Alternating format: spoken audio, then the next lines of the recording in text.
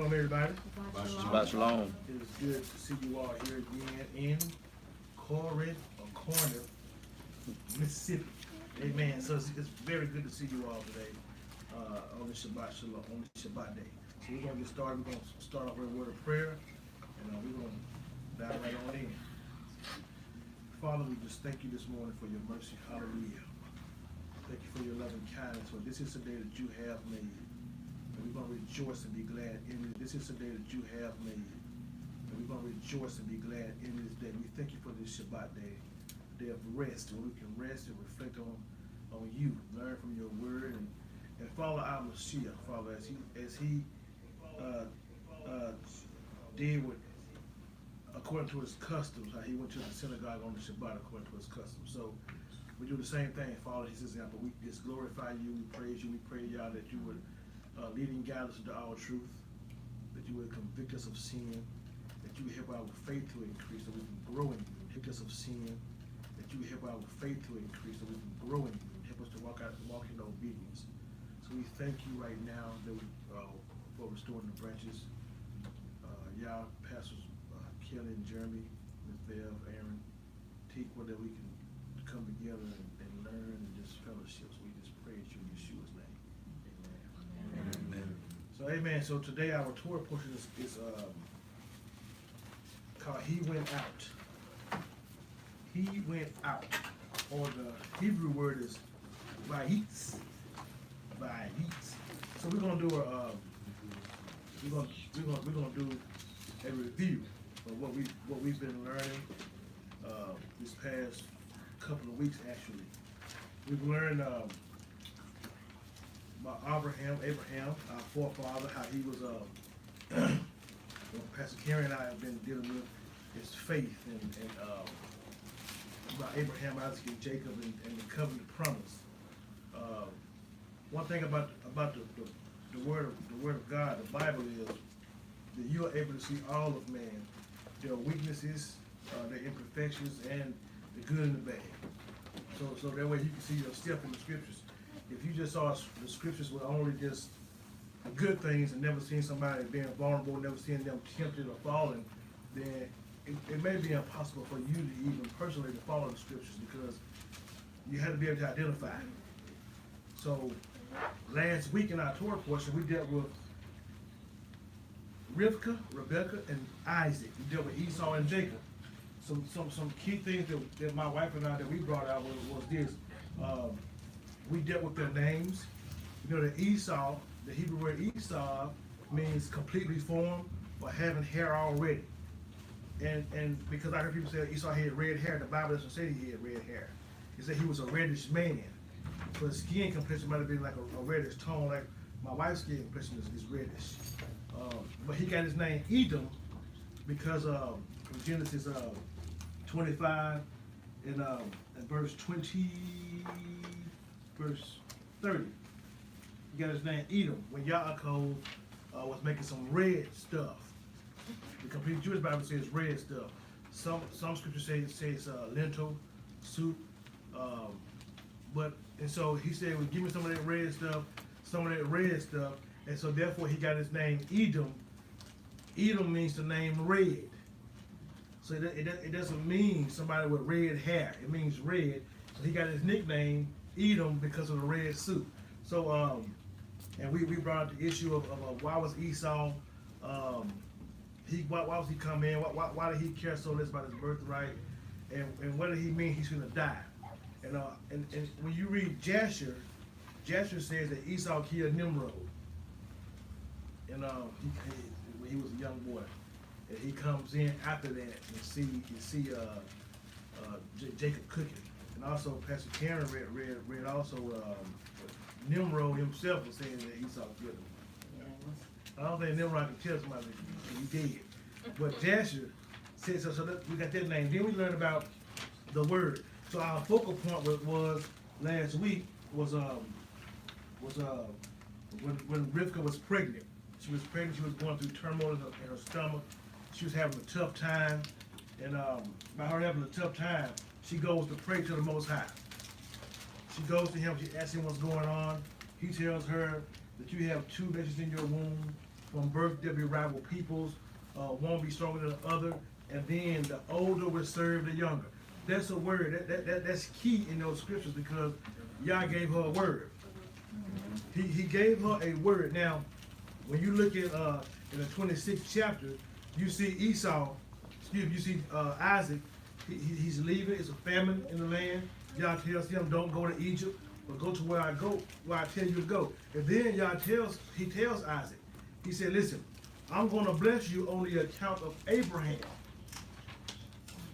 It was Abraham's trust, his faith in the Most High, that caused Yah to respond, I'm going to bless, he tells Isaac, I'm going to bless you on the account of Abraham. And that's in Genesis 26:2. Said, Adonai appeared to him and said, don't go down to Egypt, but live where I tell you. Stay in this land, and I will be with you and bless you. Because I will give all these lands to you and your descendants. I will fulfill the oath which I swore to Abraham your father. I will make your descendants as numerous as the stars in the sky, and I will give all these lands to your descendants. And by your descendants, all the nations of the earth will bless themselves.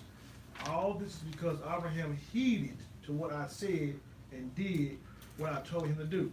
He followed my mitzvos and my commands, my regulations, and my teachings. Now, some literature you can read shows that Abraham and Sarai came from out of paganism.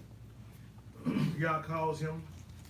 Yah began to teach Abraham about himself. So Abraham believed Yah. So when you read Hebrews 11, it said that he had concluded in his mind that God can raise the dead. So when he was getting ready to sacrifice Isaac, he wasn't looking for another ram. He wasn't trying to find another animal. When he told his men the lad will be back, he wasn't saying that in hopes that God was going to change his mind. He was saying that based on the word that he got from God, that he told him that out of Sarah shall the seed be.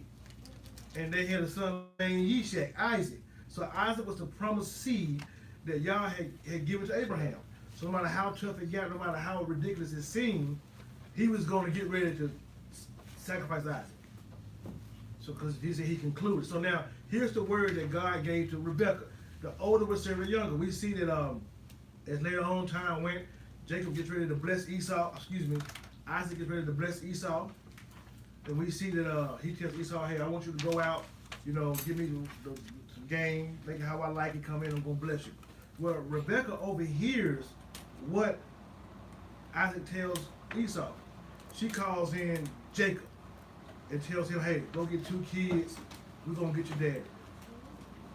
From our understanding, in the scriptures, I don't see the pattern of Yah using deceit as a way to get his word across. That's the same thing that Nathan did to Bathsheba when they sent David. He sent her to David and said, "You said Solomon's gonna be the king." He said, "Go in there and say these things, and I'm gonna come in behind you and confirm it." And he used his authority as a prophet to make it seem like God was speaking. And we concluded that the Most High does not need our help to interfere. He needs our trust, our obedience. And because of Rivka doing that, she caused Esau to hate his brother, to want to kill him. He wanted to kill him. And then her word was, I'm going to send for you.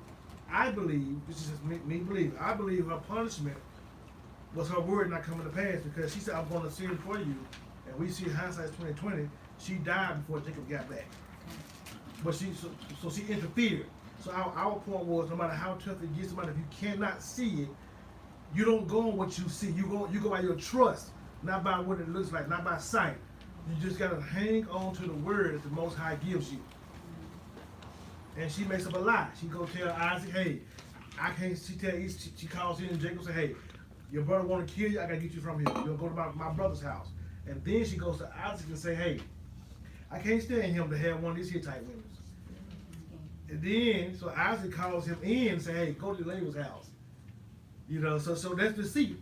And so when you walk outside of trust, when you walk outside of faith, and you try to do it on your own because you can't see it, you can make some bad decisions that can be detrimental, not only to you but to other people. So that's what we learned from our review from last week. You want to have that same one we go to this week? And when we're teaching, hopefully we're able to give insight, a little bit of revelation, or just revealing some of the mysteries, because we do know that all scripture has a literal meaning or a connotation to it. I'm gonna just say, because we do know Hittites, they were idol worshipers. That was the main reason why they were not to mingle. But as we teach today, hopefully we will have insight as believers in how we can apply today to look at the mindset of the perspective of Yah's people and see their imperfections, but see how Yah covers us and recovers us all by the blood of Yeshua, always giving us a way to escape and a way to return. Amen. Our intentions and our premeditation are extremely important, so we want to look at that. Right. Amen. Amen. Okay, so we're gonna start with Genesis 28, beginning at verse 10. And I'll be reading from the complete Jewish Bible. It says, Yaakov went out from Beersheba and traveled toward Haran. He came to a certain place and stayed the night there, because the sun had set. He took a stone from the place, put it under his head, and lay down there to sleep. He dreamt that there before him was a ladder resting on the ground, and its top reaching to heaven, and the angels of Adonai were going up and down on it. Then suddenly, Adonai was standing there next to him. And he said, I am Adonai, the God of Abraham, your grandfather, the God of Ishak. The land on which you are lying I will give to you and to your descendants. Your descendants will be as numerous as the grains of dust on the earth. You will expand to the west and to the east, to the north and to the south. By you and your descendants, all the families of the earth will be blessed. Look, I am with you. I will guard you wherever you go. I will bring you back into this land, because I won't leave you until I have done what I have promised you. Yaakov awoke from his sleep and said, truly, Adonai is in this place, and I didn't know it. Then he became afraid and said, this place is fearsome. This has to be the house of God. This is the gate of heaven. Yaakov got up early in the morning, took the stone and he had put under his head, set it up as a standing stone, poured olive oil on its top, and named the place Bet-El, house of God, or Bethel. The town had originally been called Luz. Yaakov took this vow: if God be with me and guard me on this road that I am traveling, I will give bread to eat and clothes to wear, so that I return to my father's house in peace. Then Adonai will be my God, and this stone which I have set up as a standing stone will be God's house. And everything you give me, I will faithfully return 1/10 to you. Amen. So our first thing is Yaakov leaves his father and his mother's house. He leaves Beersheba or Beersheba, which means well of seven and a well or well of an oath. And we learned that when Abimelech and his captains come to Jacob, and they made an oath there with Beersheba. Shiva means oath or seven. He lay down to sleep, and he dreams of a ladder resting on the ground with its top reaching heaven. And then Yah himself appears to him in a dream, which is amazing to me, because he appeared to him in a dream and he spoke to him and he introduced himself to him. You know, now he didn't appear to him when he was wide awake, but he stopped, dreams, see a heaven from the earth to the sky, angels ascending and descending, and then all of a sudden next to him was the Most High. And to me, and we want everybody to come to me, that just shows me that Yah will make himself known to us and give us relationship. And he gives his word. He not only, he didn't just give what he told Abraham. And Yaakov didn't even go from what Abraham told him or Isaac told him, but Yah himself told Jacob, I am who I am, and I'm going to be with you. I'm going to bless you. He made his covenant. Remember again, the covenant that he made with Abraham, the covenant that he made with Isaac, and the covenant he made with Jacob was not based on conditions. It was based on promises. And that shows God's grace. The grace of God. That means there was nothing that they can do to make him not be with them. Which is, to me, is awesome.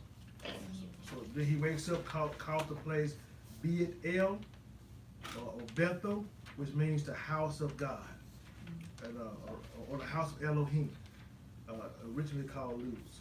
Yes, ma'am. And I was just gonna, somebody else can tell me what their insight is or what they, are getting from it. But, from verses 10 on down to where Adonai actually appears to Yaakov, from going to sleep, lying down on that particular rock.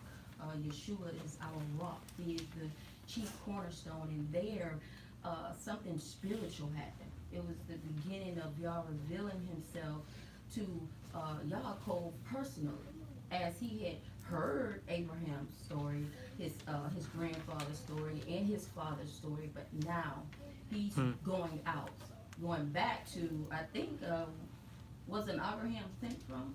He was going to Laban. Laban, yes, okay, going out, and at the point of us stepping out, this is the point I want to make, on what Yah has given us to do, there we have encounters, and then he reveals himself to us, and he begins to speak to us and gives us commands, specific instructions to do. So I think that's, really extremely important, because he has his first written encounter that I can recall and study, where Yah begins to commune with him one-on-one. So it's important to move on command. As he went out, he had a supernatural encounter, and Yah begins to speak into him specifically of what's to come. Amen. That's good. Give him direction. And so he makes a vow, which is the Hebrew word is Gara. I spell it Gara. And that means to call out or to recite or to cry out. So what he actually did was cry out. That's why when you see it, it's just a fearsome place, he responded outwardly based on the word he was given. He made a vow because he had a true encounter. So that's good. And the vow he made was saying, if God would be with me and keep me in this way that I am going, and give me bread to eat and clothing to put on, that he be my God. Now listen, what was he doing? Why did he say what he said? Remember what had just happened. He was running for his life. And then the Most High appeared to him and spoke to him. So then he said, keep me in this way that I'm going. He wanted his protection. He wanted his protection. He wanted him to keep him. He wanted to be kept, for him to provide for him, give him food, give him clothing. And he will be his Elohim. He will be his God. Does anyone else have an input before we go on? Before we go to the next chapter? Anybody? I just reiterating what Miss Karen said, and I wrote that down, the importance to move on command. Yes. Right, that's good. That is good. Shocked me. And we also see, and y'all help me out, because I'm learning a lot. And sometimes my little stories may get misconstrued, but it's there. I also see spiritually, we know that we're talking about literally a man, Yaakov, who will eventually be changed to Israel. But yet the nation of Israel being exiled, and then once they remember Yah, they will return to that land. And Yah repeats over and over from Deuteronomy and Leviticus, you will be my God. If you will be my people, I will remain your God. So I think that you can also see the nation as a whole. That profession or confession that Israel made as a man can be used for us today. Because it did say that he put a stepping stone there, a marker there. He said, this is the house of Yah. Remember me. The same stone he was laying on. Which can be a pattern type. Yeshua. Absolutely. That he rested on, then stood up as representation of what he made the Father at. And we can't even come to the Father except through. That's right. So. And then we'll get to the very Kadishah or the doom. I mean, he repeats that to Nathaniel. Right. He said, yes, he says that you will see the heavens. Yes. Descend up on the Son of Man. So, I believe that was just confirmation of how this word carried on over to the renewed covenant. And Yah continued his promise, as Yeshua said, I saw you standing under the fruit tree. Right. But this day, the same experience, because of the declaration I had made to Abraham. I guess I got ahead of myself. She took a whole nother book. Well, I'm in the New Testament, so we'll slow down and we'll get there. But declaration is most important. Our physical identity is extremely important as well. But Yah separates even his physical people by his declarations he's made over them. And that's significant to our spiritual identity. Right. What Yah has said, I believe that it is so. Right. And Physical Israel or grafted in. right. And you have to remember something. That word descendant in the Torah, it should be the word seed. Because all descendants are not the seed of Abraham. Absolutely. That's right. The seed of Abraham are the ones who walk by their trust in the Father through the Mashiach. So you can be a physical Israel and go straight to hell like a Gentile if you don't have your trust in the Messiah. Right.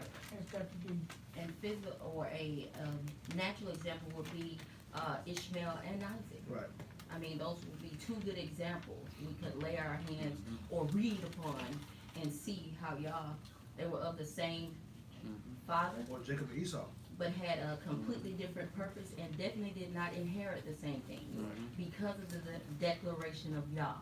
Extremely important. Right. So 29. Continuing his journey, Yaakov came to the land of the people of the east, and he looked. He saw a well in the field, and there were 3 flocks of sheep lying there next to it, because they watered the sheep from that well. The stone of the well's mouth was large, and only when all the flocks had gathered there would they roll the stone away from the opening of the well to water the sheep. Then they would put the stone back in its place on the well's opening. Yaakov said to them, "My brothers, where are you from?" They answered, "We're from Haran." He asked them, "Do you know Laban, the grandson of Nahor?" They said, "We do." He asked them, "Are things going well with him?" "Yes," they answered, "and here comes his daughter Rachel with the sheep." He said, Look, there's plenty of daylight left, and it isn't time to bring the animals home. So water the sheep, then go and put them out to pasture."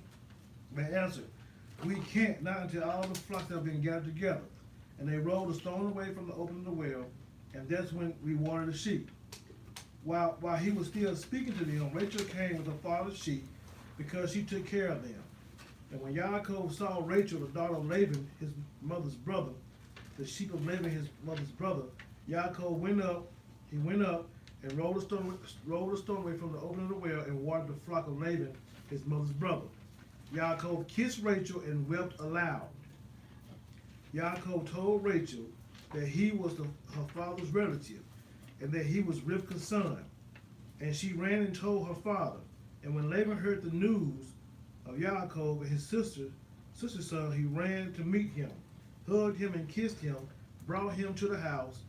Yaakov told Laban all that had happened, and Laban said to him, "You are indeed my own flesh and blood." So let's push pause right there. He continued his journey. He goes to the people of the land of the east.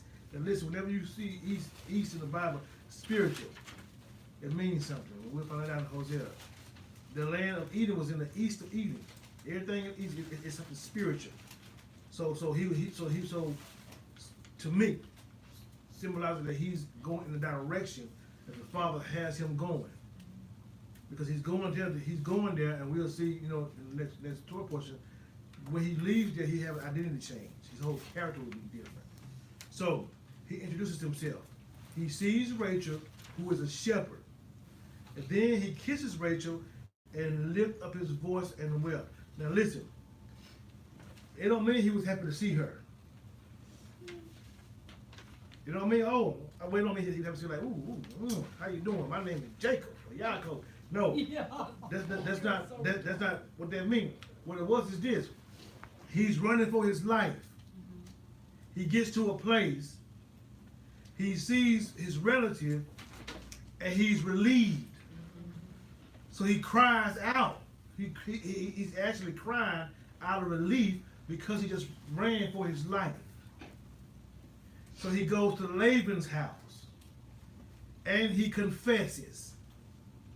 Laban says, "You truly are my flesh and blood." He didn't say that because he looked like his mama.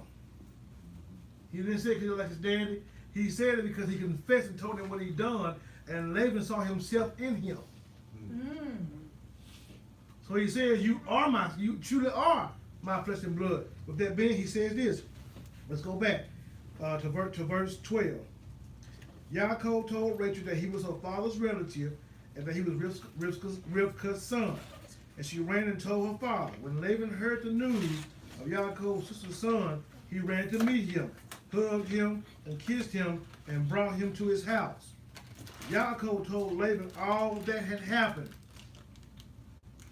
And Laban said to him, "You are indeed my own flesh and blood." Because that's something that we'll do. And we're going to see that in a few minutes. He's the trickster, surplants. Not just heel catcher, but he was a trickster. He was manipulative. He was a deceiver. Now listen to this. The word says this. The word says that God chose Esau and Jacob before they was ever born. He hated Esau. He loved Jacob. That word hate is not an emotional hate. It's just that he just didn't fund Esau as much as he was fond of Jacob. He chose from the womb, which makes him sovereign, which shows his sovereignty. Isaac loved Esau because maybe Isaac saw himself in Esau. Esau was a hunter. He was out there. He was a tough person. He was a hunter. Jacob was a quiet man. A wise man stayed in tents. He caught favor from his mama. So could it be that maybe Isaac saw himself in Esau and Rivka saw herself in Jacob? Because Rivka is just as deceitful as her brother Laban.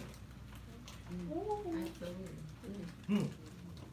So when Laban responds, "You are indeed my flesh and blood," he tells him everything because he's running for his life. Man, it's good to see you.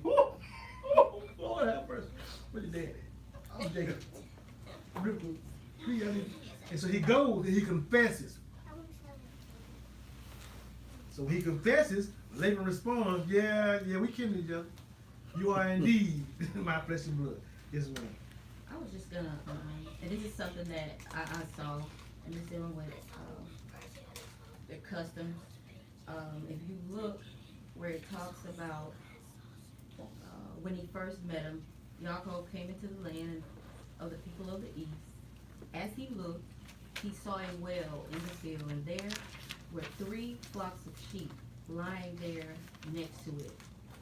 Because they watered the sheep from that well, the stone on the well's mouth was large.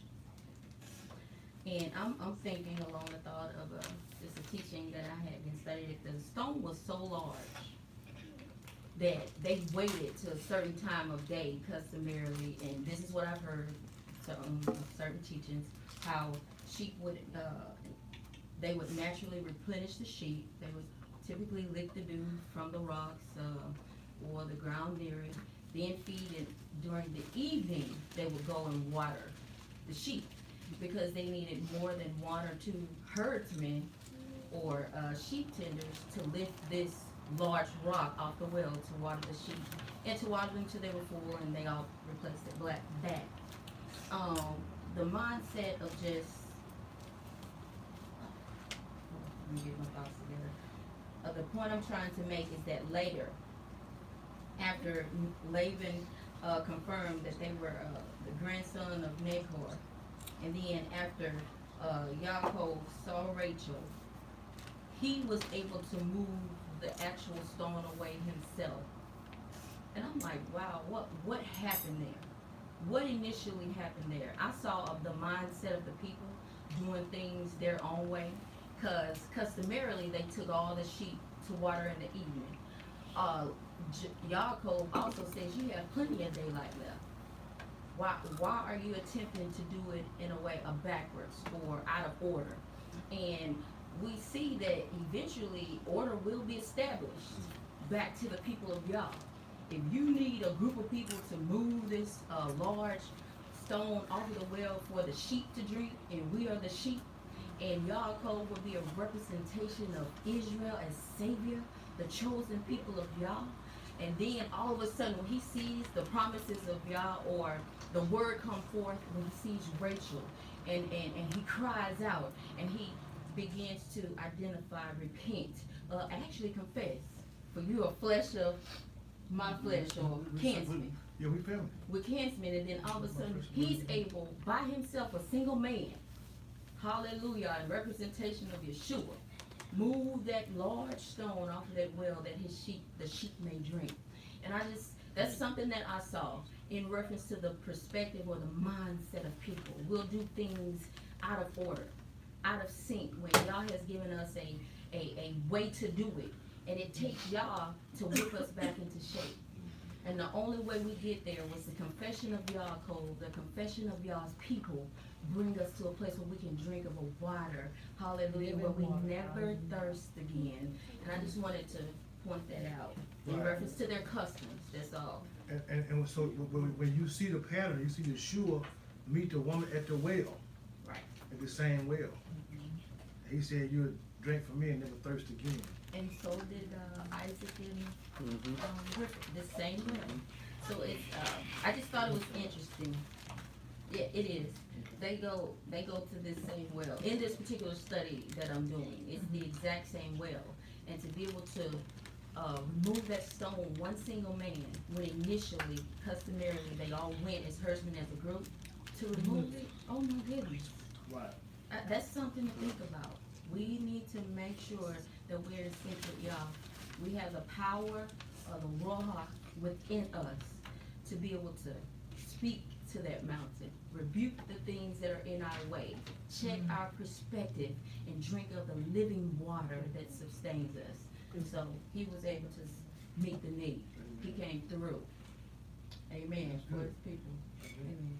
So, we're gonna go to, anybody have any comments before we go further? Nobody? Okay. So, after Yaakov had stayed, we're still on verse 14, So Laban B part. After Yaakov had stayed with him for a whole month, Laban said to him, "Why should you work for me for nothing? Just because you are my relative. Tell me how much I should pay you." And now Laban had 2 daughters. The name of the older was Leah, and the name of the younger was Rachel. Leah's eyes were weak, but Rachel was good looking, with beautiful features. Yaakov had fallen in love with Rachel, and said, I will work for you 7 years in exchange for Rachel, your younger sister." Laban answered, better that I give her to you than someone else. Stay with me. So Yaakov worked 7 years for Rachel, and it seemed like only a few days to him, because he was so much in love with her. Yaakov said to Laban, "Give me my wife, since my time is finished, so that I can start living with her." Laban gathered all the men of the place and gave him a banquet. In the evening he took Leah, his daughter, and brought her to Yaakov, and he went in and slept with her. And Laban also gave his slave girl Zilpah to his daughter Leah as her slave girl. In the morning, Yaakov saw that he was with Leah, and he said to Laban, "What kind of thing is this that you've done to me? Did I work for you for Rachel? Why have you deceived me?" So Laban answered, in our place, that is how it's done, to give the younger 2 daughters before the firstborn. Finish the marriage week of this one, and we'll give you the other one also in exchange for the work you'll do for me, doing yet another 7 years. And Yaakov agreed to this. So he finished her week, and Laban gave him his daughter Rachel as his wife. And Laban also gave to his daughter Rachel his slave girl Bilhah as her slave girl. So not only did Yaakov go in and sleep with Rachel, but he also loved Rachel more than Leah.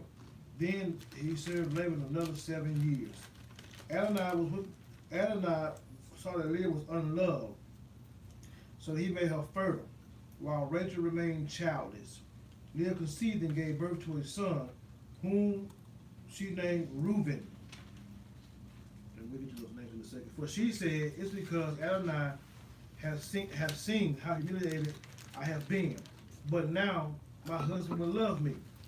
So she conceived again and gave birth to a son and said, it is because Adonai has heard that I am unloved.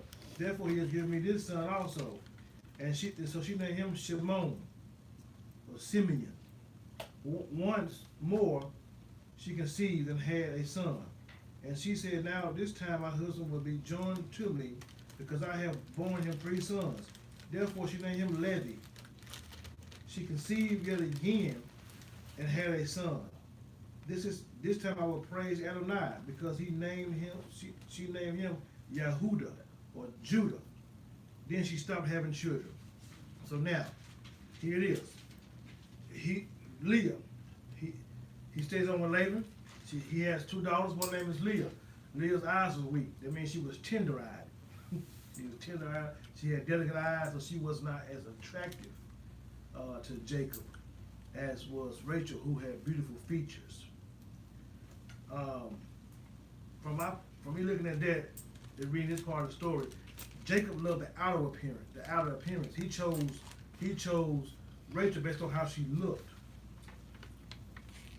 But we can see through the scriptures that Yah was favorable of Leah, because he gave her children by Yaakov. And so my perspective is, you cannot look on the outside, the outer appearance. That's not how the Most High sees it. Then we see Yaakov getting a taste of his own medicine, being deceived, because he did the same thing to his brother. The thing is, his brother wanted to kill him.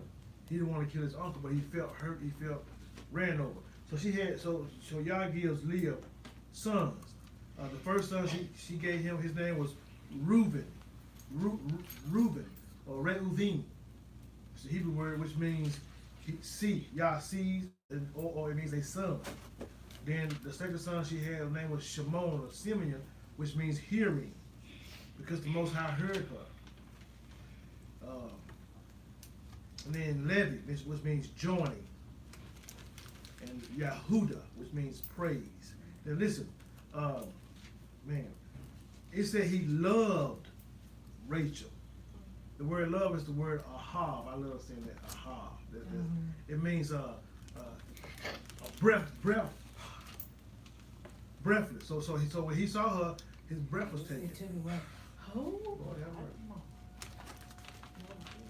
Yah so loved you, he gave you a part of himself. He breathed into you. So loving is associated with breath. Breathless. He loved her so much that there was no restraint. There was nothing he wouldn't do for her. That's why it says that when he worked for her 7 years, it seemed like only a few days. He loved her so much, he was willing to do whatever he had to do in order to be with her. Now listen, that's the love that the Most High has for humankind. That he threw off all restraints. So he so loved you that he gave something very precious to him, which was the Mashiach, to die on your behalf. And that's amazing. What would they say? What love does the Father have for me? That's a serious song. When you really look at the scriptures, that's more than just a song. That's serious, because he gave his life. Listen, he loved you so much. Yeshua loved you so much that he gave his breath for you. For you. So that's powerful to me. Let me want to praise God just for that, because from my own perspective, when I sit back and look at my own self, I really don't deserve it. I'm just some horrible stuff that nobody else see but me. Sometimes I'm scared to tell. I remember when we first got married, we were married for maybe about 3 or 4 years, and I was scared to talk to somebody for counseling, because I didn't want to tell them what was really going on. I felt they'll judge me. I don't want to tell them, and couldn't get delivered. But the thing about it is, Yeshua saw all your faults. When you thought he wasn't looking, he was looking. You know, we were studying, you know, this week, and we said the word of God is powerful, right? Sharper than any two-edged sword. It not only goes with in your flesh or joint your marrow, you know what I'm saying, or your spirit, but it's a discerner of the intentions. Yes. You know what I'm saying, of your heart. So it discerns why you do what you do. Good Lord, have mercy. What? You know, so that's powerful. So I wanted to bring that out about how he loved her. Yes. You got anything you want to say? Okay, yeah, I do. I want to challenge us from this perspective. This is what I initially saw. Because I absolutely believe in our English vernacular, when we are operating in the love of Yah, there's no word to explain it. So I don't say that I'm in love with my husband. I say I'm in unity. I'm in oneness. And I want us to focus on the oneness. Yaakov, it says that he had fallen in love. He had became one with her from the laying eyes on her, without touching her. His mind or his heart was already with her. Loved her so to the 7 years was as nothing. And that's the pursuit Yah is on with his people. That he's already given Yeshua as a repairer of the breach. He's already shedded his blood, but he's yet pursuing us to a relentlessly. And we need to turn it around. We need to be relentlessly pursuing Yeshua to the end until he comes back, and that we find ourselves in sync and in oneness, not just in love, not this abstract way of dealing with Yah or seeing Yah or believing in Yah, but a more concrete, actually being in oneness. Are we moving after the Spirit? Well, we'll be known that we are sons of Yah. You know, I'm talking about love, how Yaakov loved her so much without touching her. But after touching her, I mean, he worked, he really worked hard then. But we should be that intimate with Yah. Right. Our pursuit of Yah should be that intimate that we will work endlessly without thought of his return, and grabbing and calling out and, preaching and teaching without ends for those who would take heed. Amen. Something great happened here. But in the other perspective, I want us to see how Yaakov, through his physical eye, remember he just had an experience with Yah, supernatural experience, and Yah is dealing with the nature, the natural man that he went after because that's what he wanted. When somebody takes our breath away, or when we've been wooed by our spouse or significant other, oh my goodness, I got to have you. Wide open. Stop to no end till he fell into the same trap that he and his mother used, the same deceptive trickery he and his mother used, on his father and his brother. So he could not even tell that he was being duped by the enemy. He was the seed. He was the seed, but yet Yah used that whole entire situation to bring him glory. So I wanted to see if we could see that perspective. Our love for Yah should be relentless and without pursuit. If we could use Yaakov's or Jacob's experience, even though he went the long way around because of his desires, then our relationship with Yah will be on point. Not that we won't miss it, but we will be in sync and oneness with what is going on today. Amen. And he totally changed too, because he was the soft man of the tent, and he was in the herd in the field, and his sleep left his eyes. God changed him while he was out there. Many things of David while he was in the field, and all that worship time that he had, and the long time that he was working him all that time, because he said sleep left his eyes. He did everything. He was out in the field. It was hot in the morning and cold at night. So he was there all the time. So he wasn't in the tent anymore. Right. So he was alone under the stars, and Yah made a big difference in his life. He changed him from the inside out. Right. Changed him. Amen. Hallelujah. That's good. And don't discount our natural or situations that we've gone through, whether we've caused them intentionally or Yah has brought you through them by way of testing your trust, because it all counts. It all counts, whether we can It's tell somebody experience. don't go that way, or brother, sister, hang on, because Yah is gonna use you as a testimony. Amen. So But it you all gotta come out on the other side, You do. changed and whole. You can't You stay do. in that spot. Right. You can't do. stay as you were. You cannot stay Hallelujah. hurt or broken or Absolutely. undone or sideways, whatever the enemy intended to break you from your potential on the other side. You can't stay there. You have to become healed and whole through him, Right. so that you can be a witness and you can reach and hand your hand to somebody instead of stomping on their finger, because you know what they've been through, Amen. and you can bring them up. That's good. I agree. Amen. And that's, man, I'm glad you said it, because that was on my mind. Because listen, when Yah makes you a promise, because you go through trials and tests, doesn't mean he's not with you. Absolutely. You know, he allowed Laban to do what he did. But when Laban had got ready, we'll see it in a few minutes, he got ready to want to hurt him, Yah appeared and said, listen, don't touch him. Bad and Don't good. say nothing bad or good to him. So when you start going through stuff, don't think that Yah's not with you. Your trials and your tests are teachers and tutors. They teach you something, they train you something. So you don't complain, don't mumble or complain when you're going through. It's God, that person that's supposed to good, the what? The will and The will his and the good do of his good pleasure. So it's Yah. So you gotta deal with it. In all things, give thanks. Count it all joy when you face divers temptations. You know, you thank the Most High, and that's where your trust takes come to play. You're going through, it don't feel good. It don't feel good going through. But when you come out on the other side, I heard a man one time say this. He said, behind every tear you shed are some incredible life-changing experiences. So when you're going through, keep on going through. Amen. Now, One more, Oh, go ahead.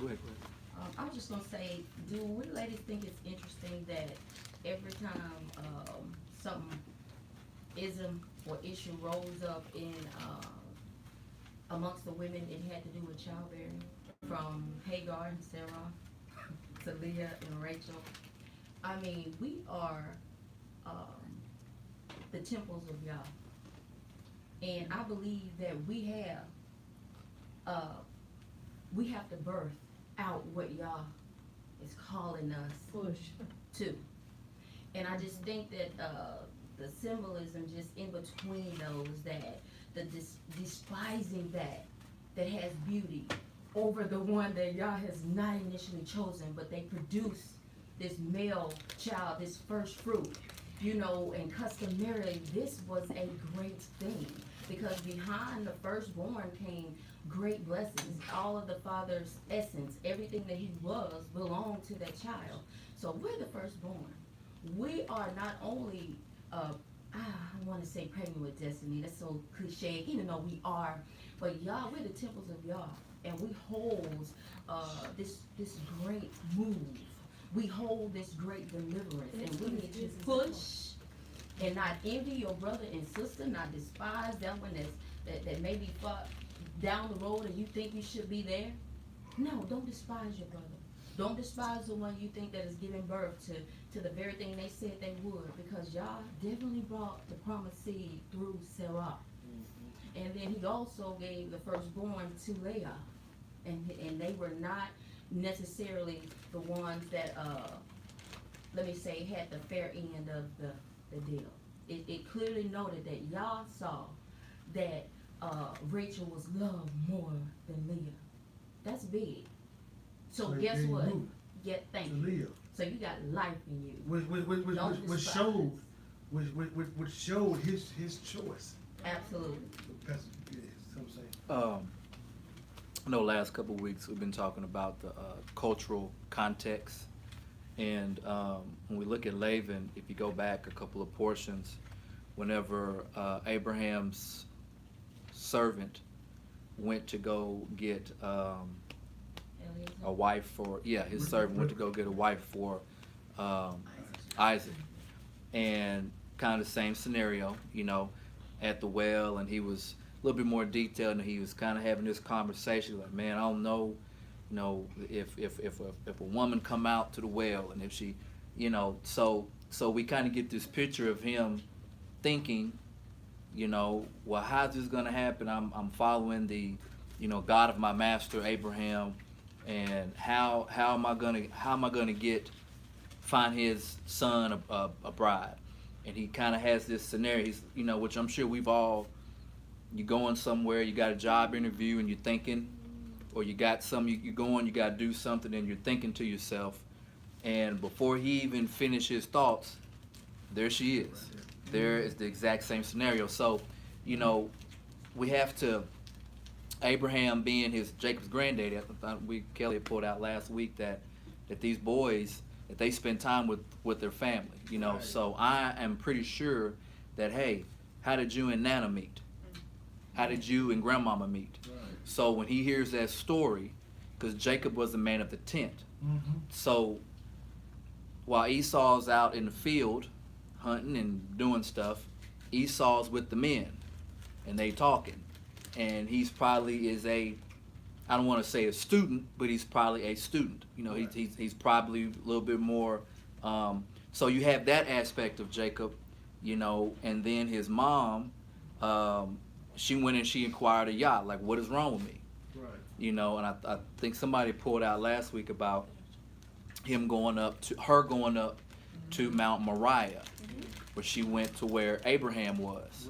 Right. So she goes and she gets an understanding of what's going on. Right. So, she gets this word, okay, well, there's two nations in you, and they're wrestling, and the elder will serve the younger.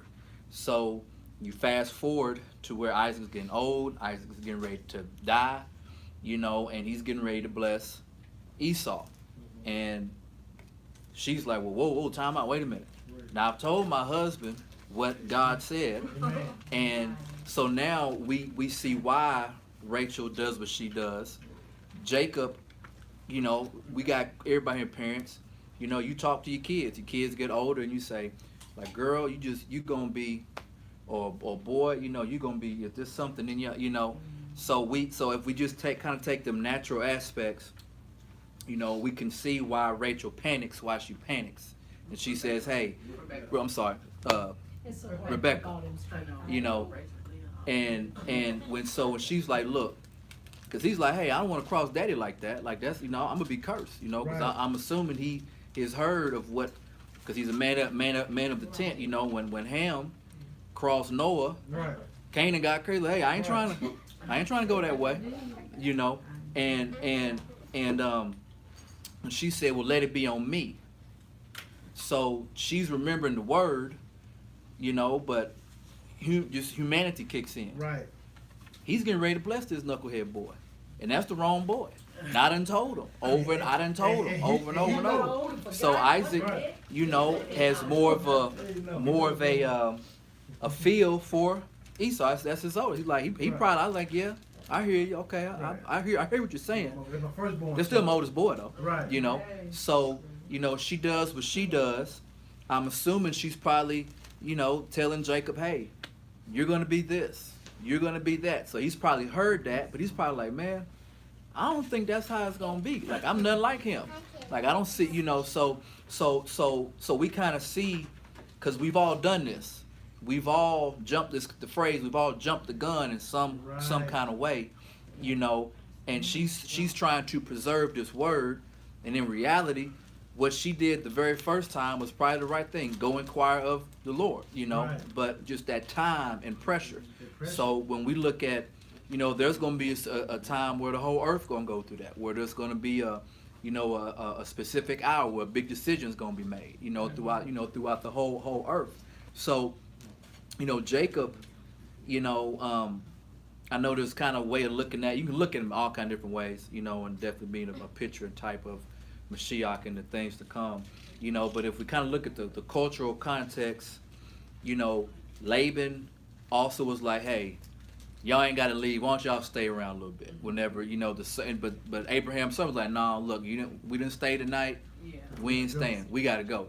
Right. So Laban got some issues. Laban got, he's that hustling Right. uncle. He tried to. He's that he's that hustling uncle that got money. Jacob didn't know. So kind of looking at where Jacob is now, when he gets to the well and he sees her, You know, he's saying, man, this was happening to granddaddy. Because he's freaking out. He says he's finally had his experience. Right.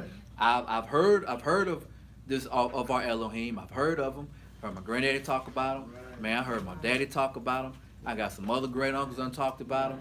But like, this is my first time. Right. So then when he gets to the well, he's like, oh, you know, and so if we kind of put ourselves in their position, you know, so when he's, you know, wants to marry her, but the culture of Laban, he said, hey, you can marry her. And then he's like, hey, what is she doing here? Get up next morning, because they wasn't like they had no nightlight. Right. You know, so he get up the next morning and say, what is she doing in here? Right. You know, and he's like, well, you know, it's our custom. The older has to be married before the younger. Right. You know, and we can kind of go back to Abraham and Sarah, and when they were kind of making their journey, and he would say, hey, just say you're my sister. And a couple weeks ago we talked about, what was those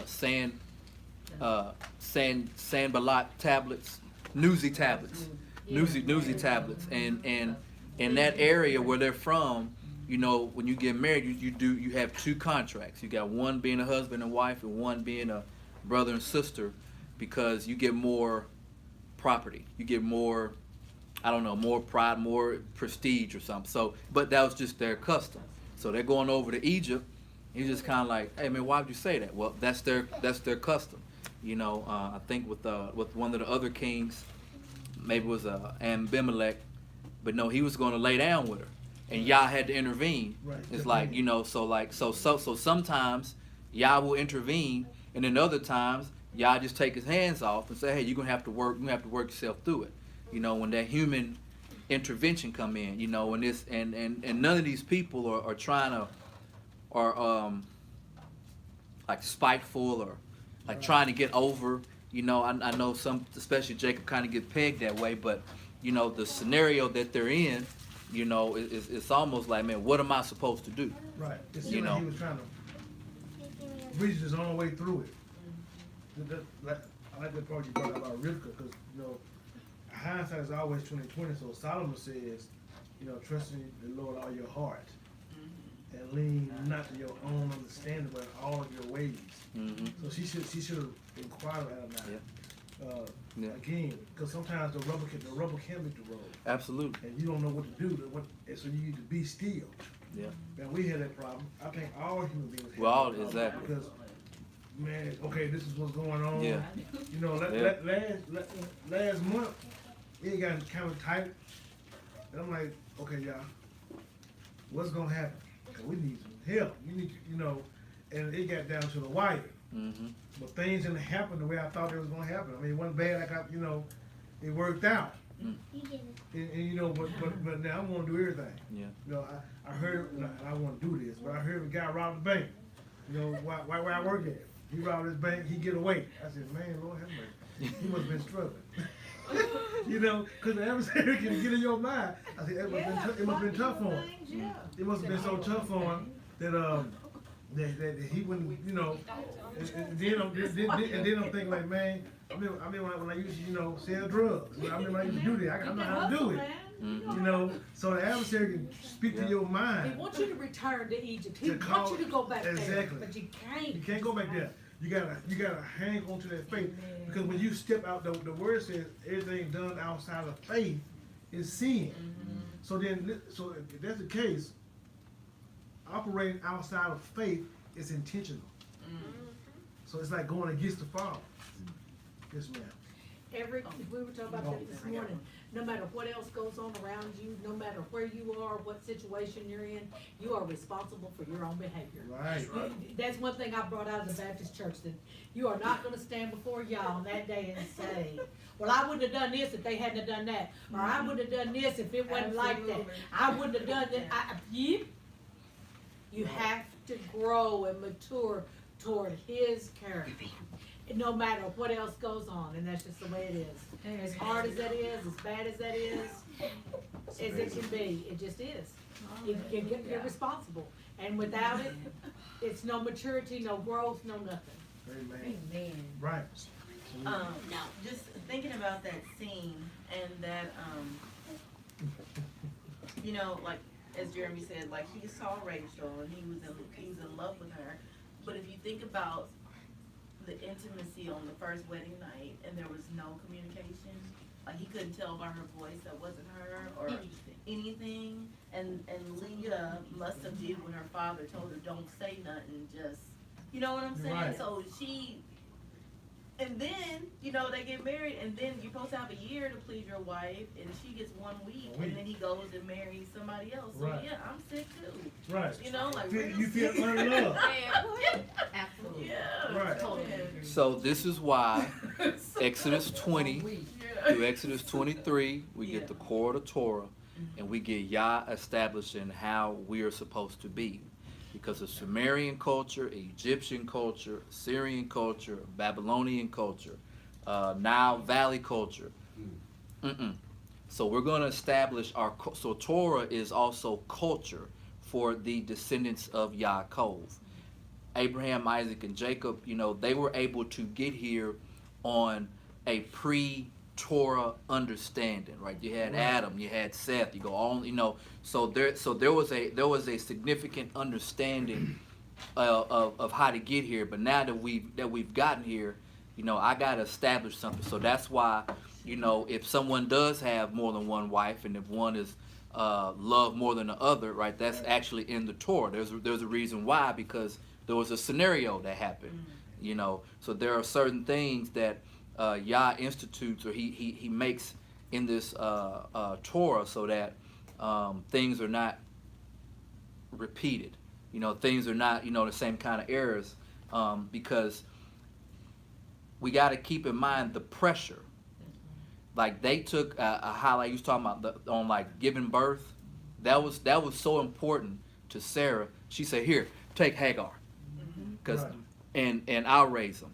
Right. So their concept of having children, the concept of the inheritance. Abraham is talking to Yah. He said, "Look, I ain't got no child. Eliezer gonna get all my stuff." So it was very important to them, and for Rebecca, Isaac's wife. I know it's hard. I know it's hard. Rebecca. So Look, I know Abraham, for Isaac, Rebecca, you get it from there. Woo. the pressure because of the inheritance. Right. This is what he Passing it said, down. and the time is ticking. You seen the sand, and you turn the thing up, and there's only a few grains left. Oh, boy, I don't care what he say. I'll cook the food. Go Right. put some sheepskin Right. on and deepen your voice. Yeah, Go roll around in the dirt, And she's and so the pressure, the pressure, the inheritance, the lineage, like Abraham, so this is. And then obviously we're throwing the adversary and the deception. I think there were some things that somebody brought up out of Jasher about the adversary coming and putting thoughts and approaching the different people. Go ahead, Bree, go ahead and call that back out. And Jasher talks about how Sarah died, goes back a little bit, but that when he came to Abraham and was talking to Abraham like, surely Yah doesn't want you, and Abraham rejected Satan. Because he came in the form of a man. Yeah, and He then came in the form of a man. he came to his son Isaac, and Isaac went to his dad, was like, what's up with this? And he was like, hear what he say, but don't pay attention to him. But then he went to Sarah, and Sarah was so emotional, because Satan went to her and told her that Abraham had already killed him, that he killed him, and so she was just distraught. And then she went looking and searching, and then the enemy came back and was like, oh, I misspoke and I lied, he's alive. And she was just so overjoyed that he was alive that she was exceedingly glad, and she died. Right. And so then they get back, and mom's gone. But the enemy still tried to weave it, but he played on her emotion. Right. He was able to play on her emotion. And that's how he's gonna. That's I was studying about Revelation this week. That's how he's gonna deceive the nations. Through lies, through deceit to deal with you. Listen, your whole foundation. You say through what now? Through deceit. He wanted to You deceive say the y'all nations. studying what? Revelations. I'm on chapter 10 now. But anyway, he's going to deceive the nations. Because through deceit it deals with your feelings, how you feel, and you can't operate like that. Listen, our greatest example that we're gonna have to use the notes with the scriptures because we can't. Because time is sportsman. But anyway, when you see Yeshua in Matthew 26, he's the example according to Hebrews 12, looking unto the initiator or the author and the finisher of our trust. So he goes to the Father because the Satan comes to him the same way. Right. So he tells his Talmudim, he said, listen, my soul is heavy, my heart is heavy, even to the point of death. So the first thing he says was, y'all pray for me. Then he goes and he tells y'all, he says, okay, is it all possible that this cup pass from me? Yet, not my will, but that your will be done. This is how some of the rabbis have said it, that man has a good inclination, he has an evil inclination, and then he has a will. And your will and your preference are two different things. A preference is choosing between a hamburger and a cheeseburger. But your will comes into play when it comes to making moral decisions to obey the Most High or not to obey the Most High. So what you gotta do is when the adversary appears to evil inclination, he's trying to bring doubt, unbelief, trying to make you step out from the word, and he deals with that by dealing with God's word on your life. That's the pattern that he uses. When he comes to Eve, he deals with the word. Did God really say it? She added to his word. The word says in Proverbs, don't add to his word unless he reprove you and you be found to be a liar. So she adds to the word. She don't respond to God. She don't say anything to God. Adam don't speak up. She just said that God said don't eat or touch. He didn't say that. So the adversary used that. You know, same thing when it came to Yaakov, to Rebecca, Rivka, that she sees what's going on. She has his word, but she don't go to the Father. She don't speak out to the Father. Right. She allows her circumstances to get the best of her, so she begins to try to move. At any time that we operate outside of our trust, you know, it's gonna be bad. You know, just being a believer, period. Being a believer, being a pastor, you know, what the adversary is gonna attack your mind because he's gonna deal with you being vulnerable at your weakest moments. Well, maybe you're not doing it right. Maybe God didn't call you. Maybe this is that going on, and you have to be sure. You gotta be sure. Just like Abraham. Abraham believed God. And and the adversary don't tell you because many of our pastors really probably didn't tell us, you know, coming up, that very seed, because you trust, that same thing's on the inside of you. So Yeshua, he don't speak vain words. He said, what I do, you can do, and even greater. We put our focus on the miracles. We put our focus on feeding the 5,000. Raising the dead. Raising the dead. But it's beyond that. Right. It is. His focus was on obeying the Father and not moving unless the Father say so. Hallelujah. So he be still. And no. Amen. I won't say amen, but because, so it's our trust. It's your faith. You know, Yeshua said when Pastor Barber was saying, so this we're gonna skip it. He said, when the Son of Man returns, shall he see such faith on the earth? Faith, trust. How you gonna move? Because if you don't have God's word, if you don't respond to God's word, if you don't seek the kingdom of Yah, you're gonna fall. The very elite can be deceived because they don't walk in faith. And so many people walking in how they feel and what they think and what it looks like, and to say God is not with you because of this, God is with you because of that. That's hogwash. That's the adversary. You know, and I see it says in 2 Corinthians 5, I think 17:21, it says that old things are passed away, all things become new. You have to hang on to that and know that you are a new creation in the Messiah. So regardless to what happens, you got to hang on in your trust. We're gonna get Miss Bailey. We gotta go. But to know that you know that you know that you know that in your gut you know, and can't nobody take that from you. That experience, that you know that he said to you and he made sure of you, can't nobody dig you out of that. You gotta know. You got to know. But when you do know, no matter if family say, oh shoot, you can come to the game on say you can do this, you can do this, you know, you can come out of that from what you're supposed to be walking. oh, come on, you can do Christmas, it's okay. Right. You know, but no, it's just, no. You can't come out of that because you know that he said don't. Right. And you got to know here, you got in your knower, Amen. and you got to know for sure. Right. Because they'll deal with you, man. Look, your emotions, when your feelings get tied up in it, you will walk from God. Correct. Adam, God told Adam, hey man, the day you eat from this tree, it has become certain that you will die. You will surely die. Shoot. What Adam said got finished dealing with Eve's mind, he changed her whole perception. She said she saw that she was good to make one wise.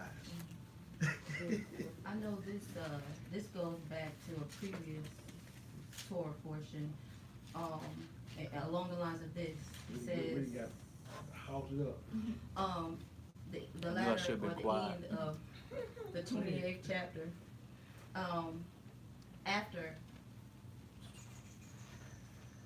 let me just read it so I can hear it. Where you at? 28th chapter, Okay.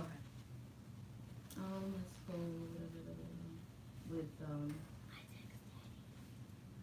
verse 7, where it says, you are not to choose a Canaanite woman as your wife. Of course, this is, you're not to choose a Canaanite woman as your wife. And that Yaakov had listened to his father and mother and gone to Padan-aram.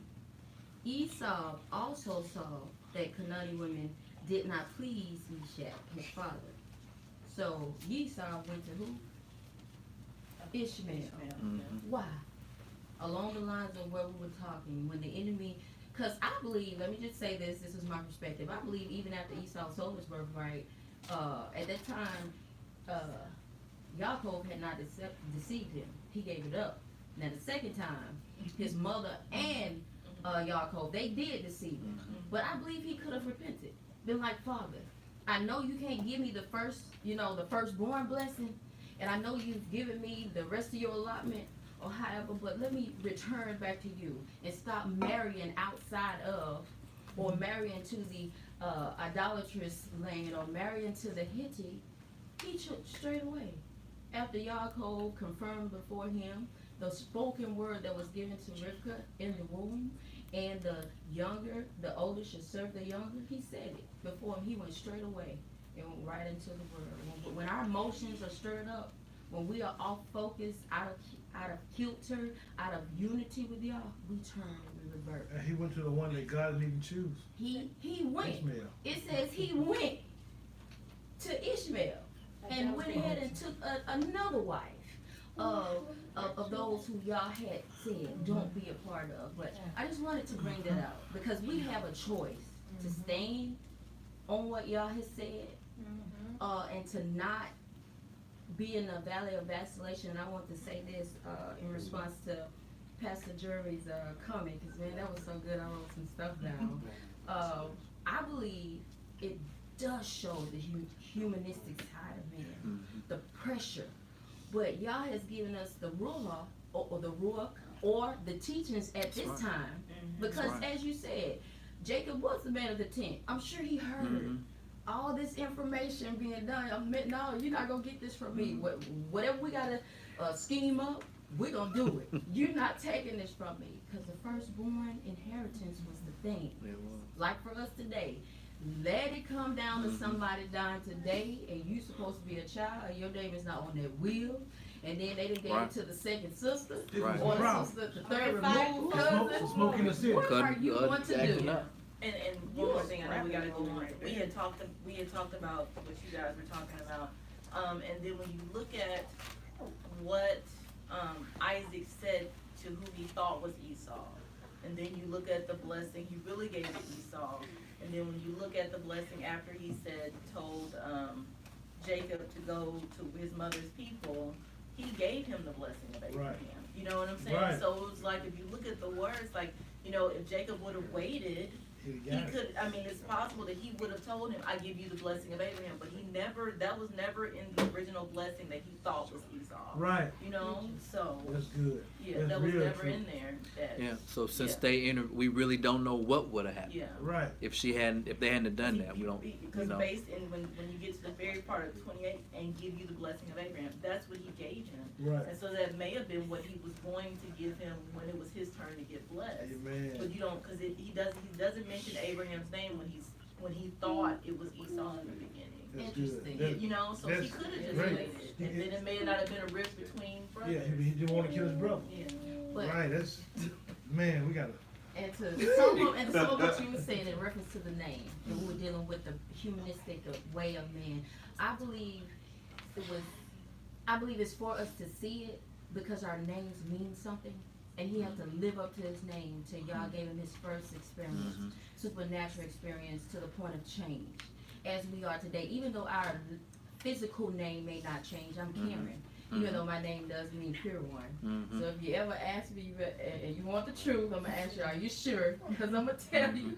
But anyway, but we live up to our name, and I believe there was a point there so we can see the perspective or the paradigm shift in actual his humanistic way, his way of thinking to Israel. So we deal with issues. That's what happened to Big his. issues. That's what happened to his Jumping grandparents. John. Right. They got their name changed. Yes, They right. got to a certain point and they said, now your name is. Hallelujah. Now your name is. So that's true. I was going to really. I know we got to go. You was talking about the emotions. Yeah. You know, we got a little saying. You know that we should be spiritually stable Yes, spiritually stable. and not emotionally driven. That's Got to be true. spiritually stable, your emotions not are emotionally blind. driven. You be blinded by your emotions, man. It would cause you to run off a cliff. And that's so when you was talking about the emotions, that's how the adversary You do. deceives. Right. Because we're off our rock. Right. We're Yeshua- off our kilter. Listen, it's Yeshua's trust. His trust kept him stable. He told him. He said, y'all, it's so hard. I feel that I can die. He was in his feelings. Feelings. You know, feelings. He wasn't booed up though. He was in his feelings. But when he said, and with my feelings, I could die, he said, y'all pray for me. Yeah. And he took three of him close to him, saying, pray for me. They went to sleep. They went to sleep. So he prayed. So you got to see that. If you don't pray, listen, you get messed up. So we're gonna name the rest of their sons. The rest of the names of Jacob's sons. We don't have time to read it. We're just gonna go over it. It's Asher, which means happy. Issachar, which means higher, because one of the sons of the pomegranates, Rachel got him from Liz, and she would give me Jacob. I got to have him again for a week. Higher as in Hire. Yeah, higher. And not That's- H-I. Like she hired him, or a reward. He wasn't supposed to make her do without Right. her marital duties either. Right. But you got me tonight, but got you, that baby. is all You that, got to come all the through. riff that was going on Right. every day It and was every rough. night. Right. Man, you know it was awful. He up probably in there. tired. You're talking about fire and cat fights and flying hair. Woo. Amen. Oh, it was every day. Kids. Every day. Well, woo, Lord have mercy. It was rough out there. Woo, Jacob, Lord. Jacob couldn't work, arms and stuff, tired, he got no sleep. It was rough. So, Pastor Jeremy, could you, because Malachi asked that question in reference to the wives, could you just repeat what you said earlier in reference to, because I kind of wrote it down, cultural understanding, and then Abraham, Yishak, Yaakov had a Torah understanding until the law was actually set in place. So with the wives, with how Jacob ended up getting all the wives, talking about that Or part. What's tolerable? Because he asked, why were they allowed to The news and have? tablet thing. So there was, when we talk about the cultural context, so with the Mesopotamia area, you know, and really, who knows? I mean, people, you know, had multiple wives, but what they did was that for Abraham and Sarah, you know, in their area where they come from, if you get married, you know, then you know, that wife also ends up, I think, becoming like a sister, and there's like a separate contract, more for legal reasons. But with Abraham and Sarah and Hagar, some women, they might not be able to have children. So if they don't have children, then my servant, my handmaid, she'll be a vessel. Jacob kind of got jammed up because he wanted to marry Rachel, but Laban was like, well, our custom is the oldest gets married first, so he married the older one because he had to, and he couldn't marry the younger one because Laban said, I'd rather, my family marry than marry my family than marry somebody else. So really, I think it was, I can't remember who was the first one to do. I don't know if it was Cain or somebody of Cain's line that kind of did grabbing multiple wives. Tubal. So Jacob kind of got just jammed up. He wanted Rachel, and he wasn't like he was purposely trying. And then when you throw in the handmaids that were attached with the sisters, and then, well, I can't give a baby because I'm holding a baby. But here, you can take her, and so it's like there's more babies on my team than more babies. And Rachel's like, well, I can't have. My womb is locked up here. Take my handmaid. If you're gonna go there, then I go. So there was a cultural aspect where people did do that. So that's why when you get to the Torah, Yah does make regulations for that if there are more than one wife, because it was common. Not saying, I'm not advocating it, but I'm just saying just how things were at that time, and because things were communal.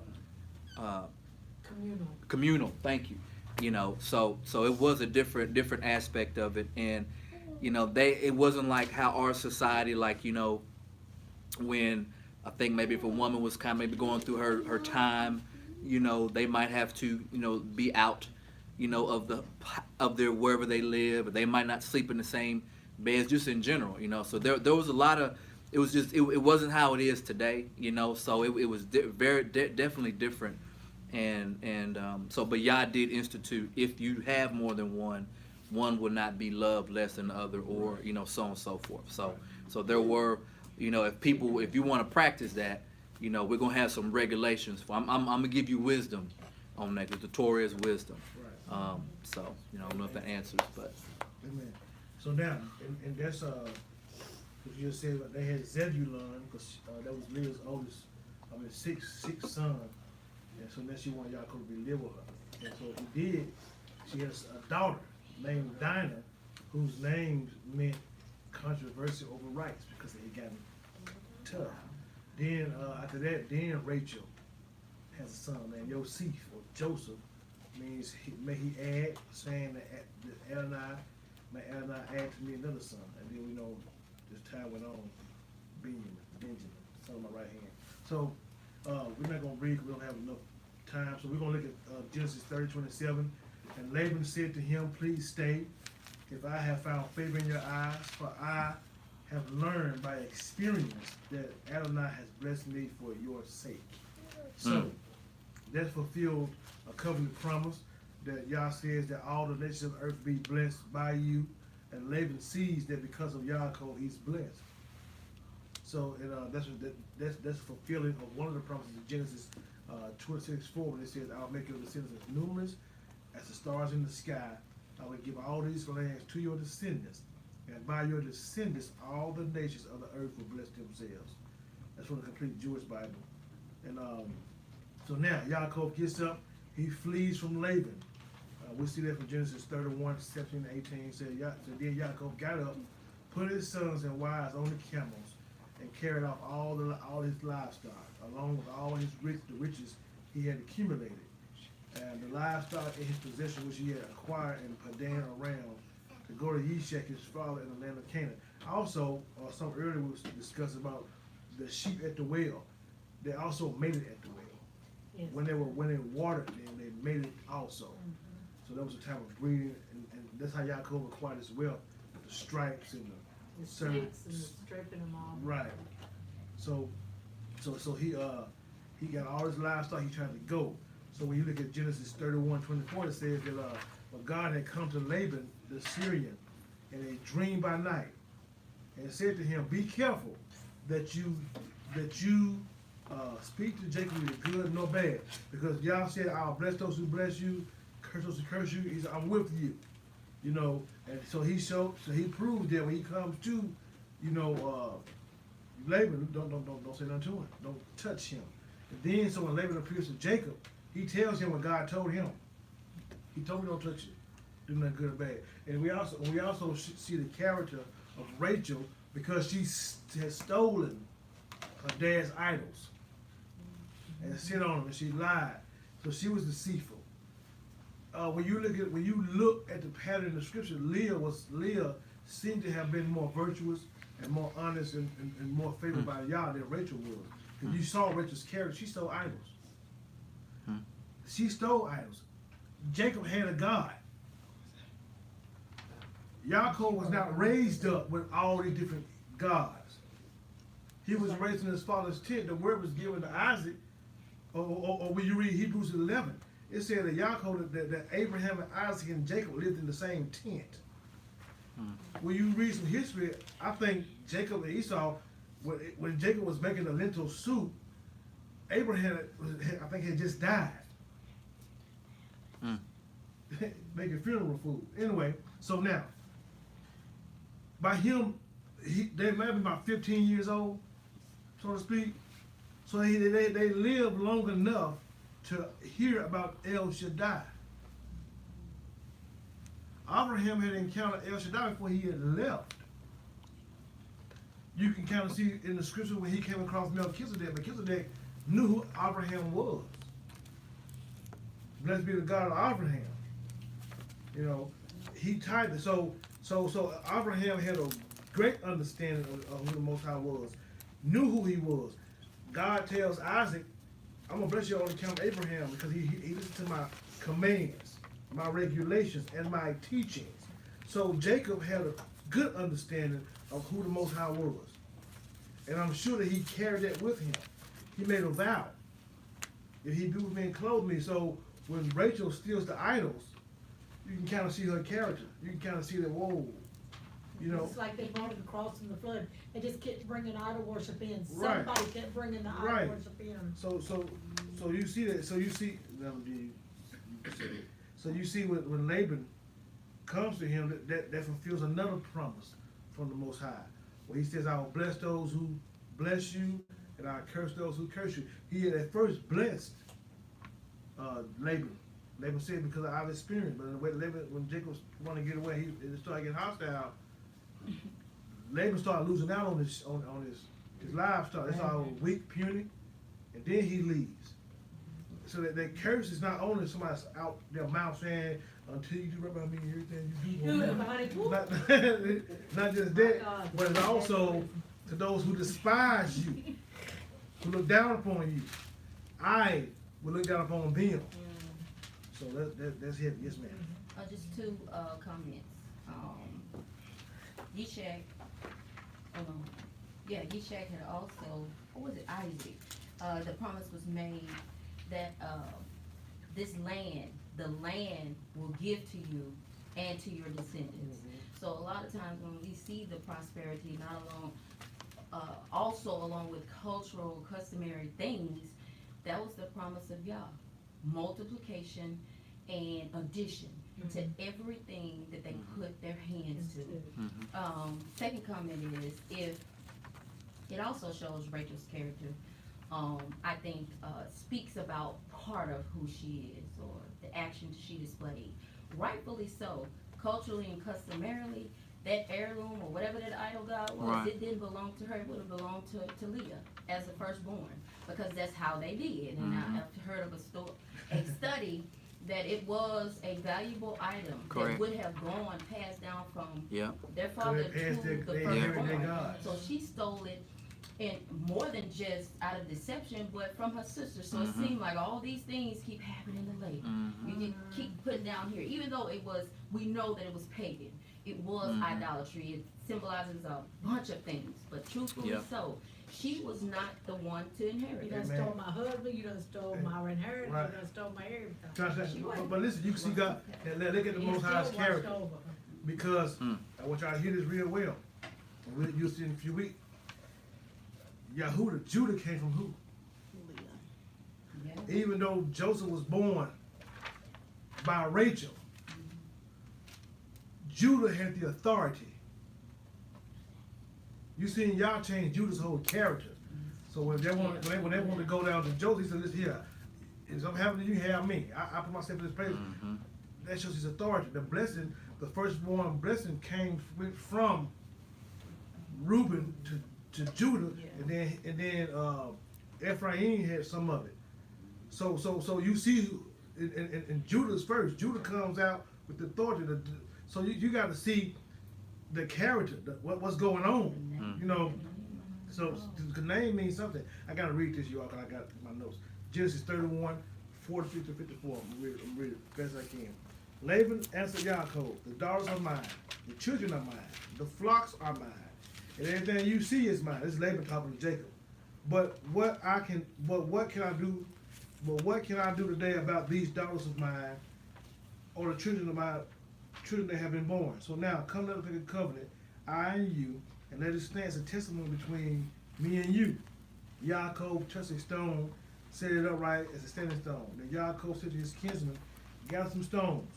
And they took the stones, made a pile of them, and ate there by the pile of stones. And Laban called it Yegar Sahadutah, which means pile of witnesses in Aramaic. And while Yaakov called it Gal-Ed, which means pile of witness in Hebrew. So Laban said, the pile of witnesses between this pile, these stones, witness between me and you. This is why it is called Gal-Ed, and also Ha-Mitzpah, which means the watchtower. Because he said, "May Adonai watch between me and you when we are apart from each other. If you cause pain to my daughters, or if you take wives in addition to my daughters, then even if no one is there with us, still God is witness between me and you." And Laban also said to Yaakov, "Here is the pile, and here is the standing stone, which I have set up between me and you. May this pile be a witness, and may the standing stone be a witness, that I would not pass beyond this pile to you, and you would not pass beyond this pile and this standing stone to me, to cause harm. And may the God of Abraham, and also the God of Nahor, the God of their father, judge between us." But Yaakov swore by the one his father Yishak feared. Yaakov offered a sacrifice on the mountain and invited his kinsmen to a meal. They ate the food and spent the whole night on the mountain. Now, that's another pattern type, because what happened was, he took Jacob from the world. He took Jacob, listen, because you got to see what's going to get ready to happen. He split him, took him from deception, took it from the deceit, took it from anything that can cause him harm, and he's going to get ready to fulfill the covenant with Yaakov, where he wrestles with him and changes his character, because your name symbolizes who you are. So he moved him from Laban, and Laban couldn't cross those piles, those witnesses, and Yah is the witness. Yah is the one that's going to hold them back, but Jacob also has to be accountable for how he treated his children, his daughters. So to me, that was good, because you can see Yah divide and separate and elected, and we can clearly see now that Yaakov is the one that's elected, and Laban cannot come past those pile of stones. Can't cross his line. And Jacob cannot go and cause him harm. And may Yah watch between me and you. And then Laban understood when he put it on Abraham's God and the God of Nahor. Yeah, so I was about to say it's a distinction. Right. And the God of your fathers. Now listen to this. Did you all know that God called Abraham's dad before he called Abraham? And Abraham's dad didn't go any further, so Abraham went. That's heavy, ain't it? Woo! Hallelujah. He could have went, He could have went. He could have kept going. Then Jacob swore by the one who Isaac feared. He feared El Shaddai, because they never knew his name as Yahuwah, Yahweh, how you want to pronounce it. And that's confirmed when he told Moses, "I never told him my name." They knew me as El Shaddai, the God of the mountains, the one that's the most high. Pastor Jeremy taught in Sukkot about those mountains in Mount Hermon, man, when you hear my wheels turning, because that's how they saw them, the God of the mountains, because they dipped up high. You know, and as the year got, you know, catch the darkness, it's a wrap. So anyway. Where were my children?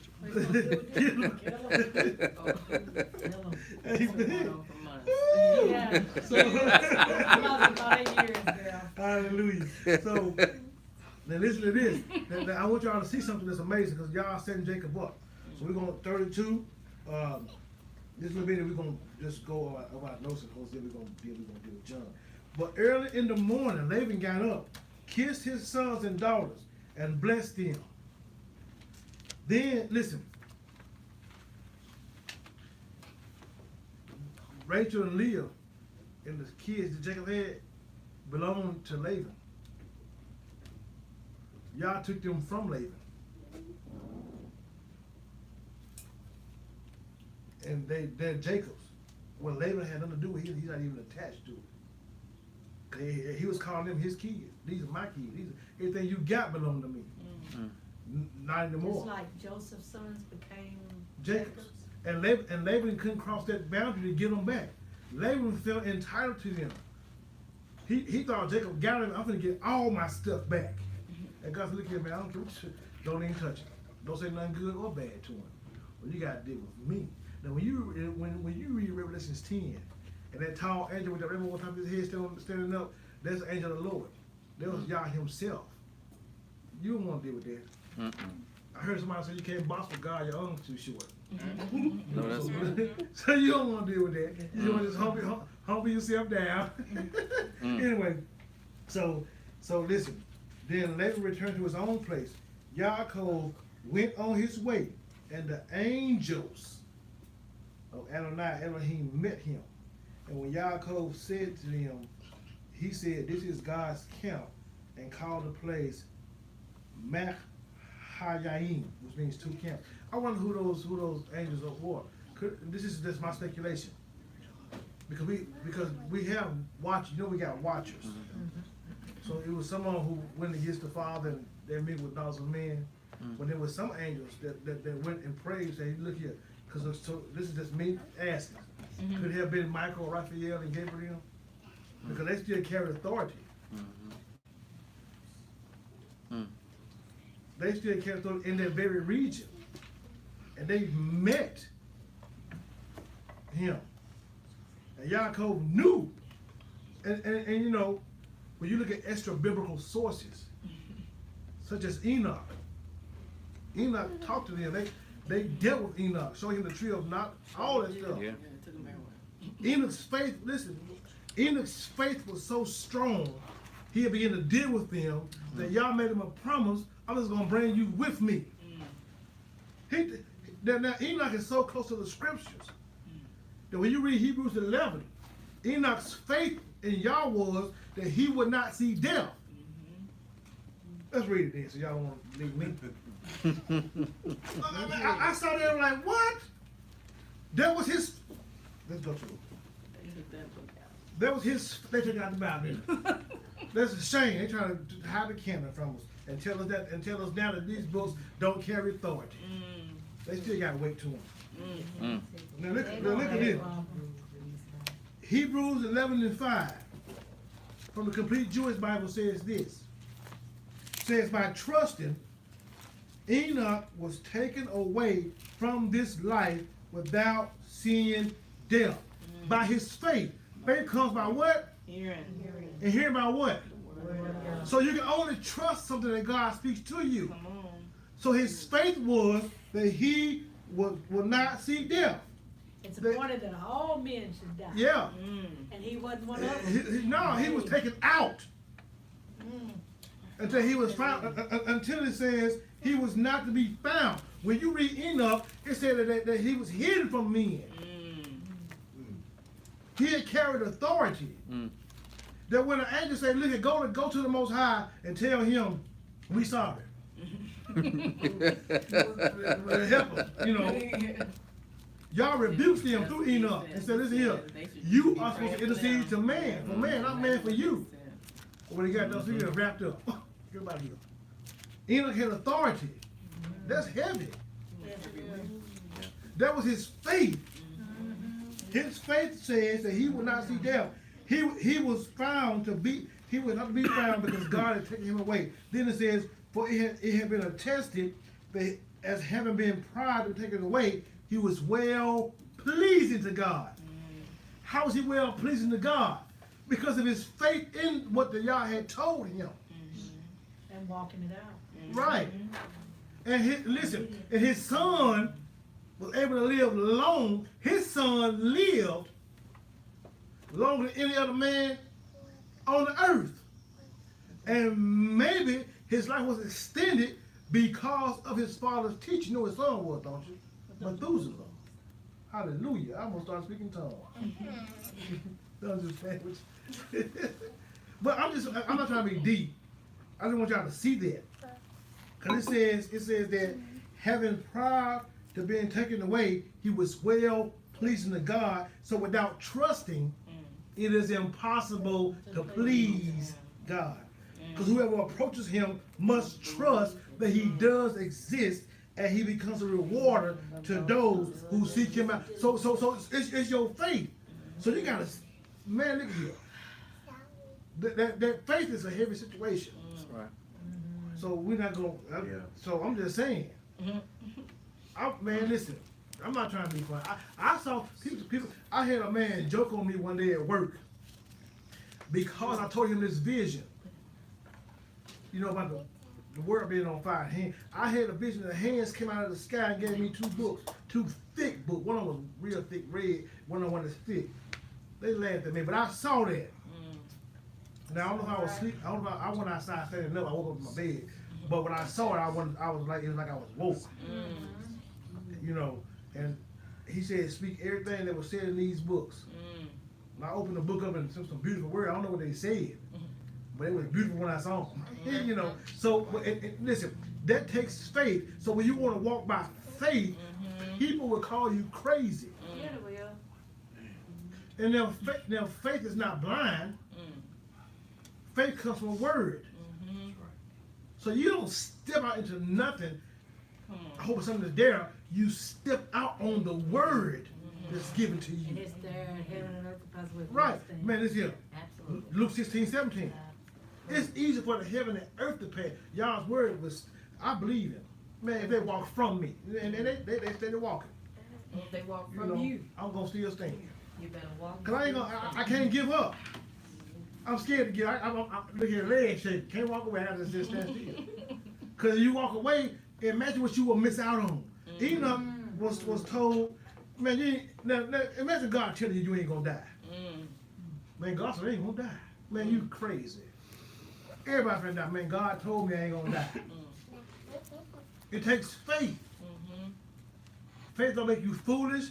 You know, it's not a name and claim it. It's responding to his word in spite of the opposition. My friend's dad was diagnosed a few years ago with cancer. They gave him a few months to live.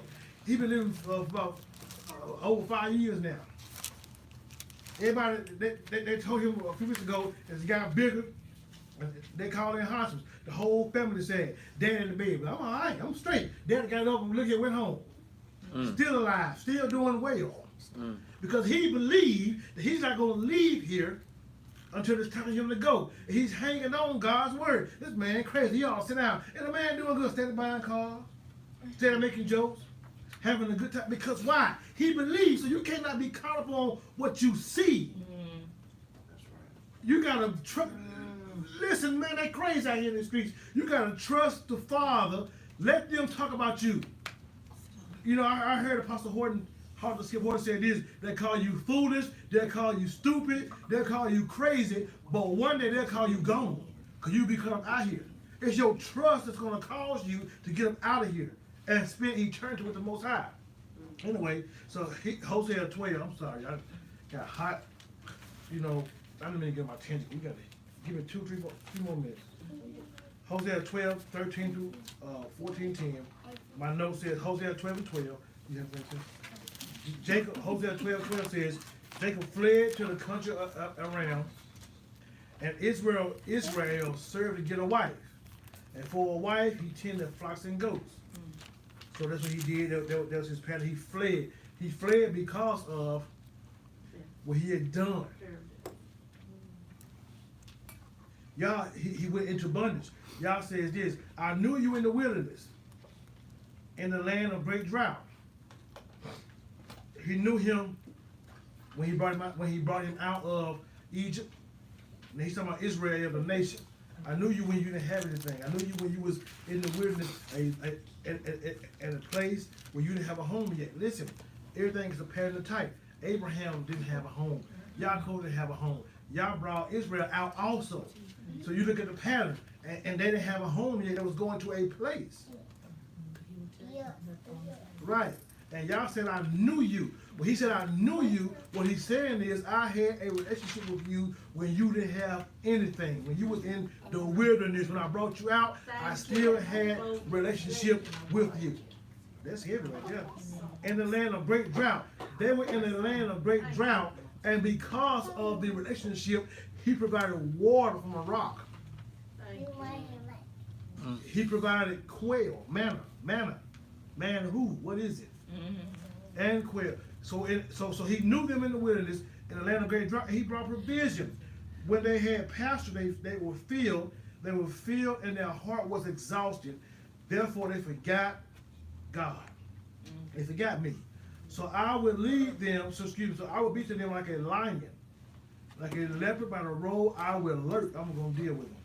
I will meet them like a bear deprived of his cubs, of her cubs. You know how bears are, a cub in danger. That's ugly. Mess you up. Man, she look at you, what they call mauling you. I would tear open their rib cage, and I would devour them like a lion. The wild beast shall tear them. O Israel, you are destroyed, but your help is from me. I will be your king. Where is any other, that he may save you in all your cities? And your judges to whom you said, give me a king and a princess, and I gave you a king in my anger. He gave them Shaul in his anger because of how they were. They didn't want him. Right, and then you saw what the king did. You know, that's heavy. Yes. So Hosea 14, 4 through 9 says this, I will hear their backsliding, I will love them freely, for my anger has turned away from him. Now we look at Jacob's pattern, what he did, how y'all healed him. And then he's bringing him back. Thank you. That's the pattern. He's bringing him back to his father's house. He's going to restore him. So I will heal their backsliding. I would love them freely, for my anger has turned away from him. I will be like the dew to Israel. I will be like the dew to Israel. He shall grow like the lily, and lengthen his roots like Lebanon.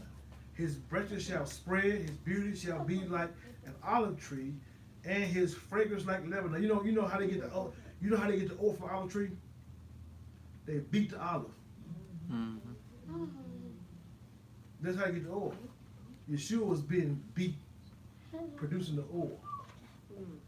In order for you to grow, in order for you to produce, you gotta be beat. Stepping on you ain't gonna work. We gotta beat it at you. Hallelujah. You know, I'm not gonna say beat me, Lord. Don't say let your will be done. His branches shall spread. His beauty shall be like an olive tree, and his fragrance like Lebanon. Those who dwell under his shadow shall return. They shall be revived like grain and grow like a vine. Their scent shall be like the wine of Lebanon. Ephraim shall say, Ephraim is also Israel. The name of the northern kingdom, 10 tribes, is called Ephraim. Also along with Israel. Ephraim shall say, what have I to do anymore with idols? I have heard and observed him. I am like a green cypress tree. Your fruit is found in me.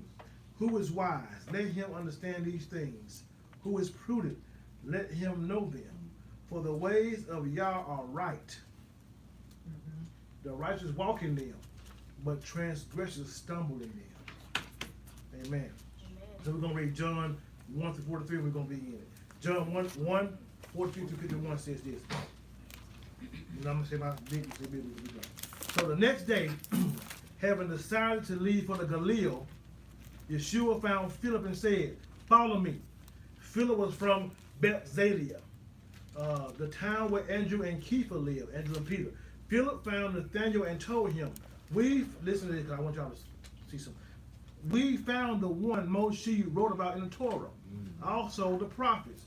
Is Yeshua ben Yosef of Nazareth? Nathanael answered, Nazareth? Can anything good come from there? Come and see. Philip said to him,